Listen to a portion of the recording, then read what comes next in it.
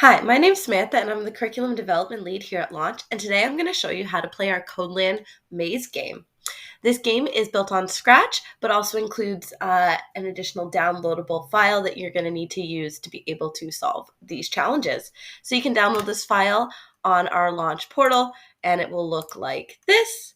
It's our Codeland challenge cards. Now we have two separate levels. Each level has six challenges in total, with the first challenge being trying to figure out a sequence of arrows that represent a specific path on the maze, and you want to figure out where it starts and ends and solve that. So as you can see, this is our first one, our level 1. It goes all the way down to level 1-6. And then our second challenge is you're interpreting a pseudo JavaScript code. So it's kind of a fake code to figure out where different things go on the grid, and we show you how to do that. So once you have this downloaded, you're ready to start the game.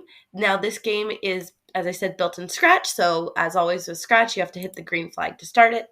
And then you can choose level 1 or level 2. Let's start with level 1 and level 1-1. So we have our arrows. These are all the arrows we need to solve the code.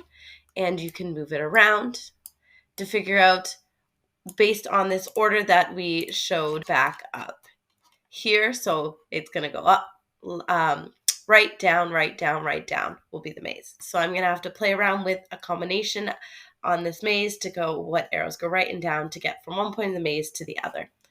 So let me see.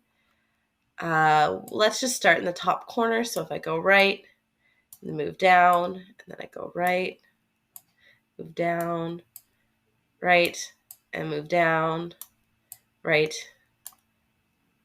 Oh, I don't know if I got this one right. Oh. So I solved the code, and it will show me I solved the code. Once I'm done that, I can hit end game, and I'll be back to this main thing, and I can go to a different level. I can always stop if I want to at any point by hitting the stop up here, and then hitting start to get back to this main screen. Now level 2, we have these little treats or sweets, and we can move those on to where we think that they should go. So if we go back to our Avon Codeland maze and we go to level 2-1, we see that the maze starts at A1 and E4, and our cake type chocolate is in position B1. So let's see our chocolate cake, B1, and there it goes. Once I solve it and have all the squares in the positions they need to go, not every level will use every single square.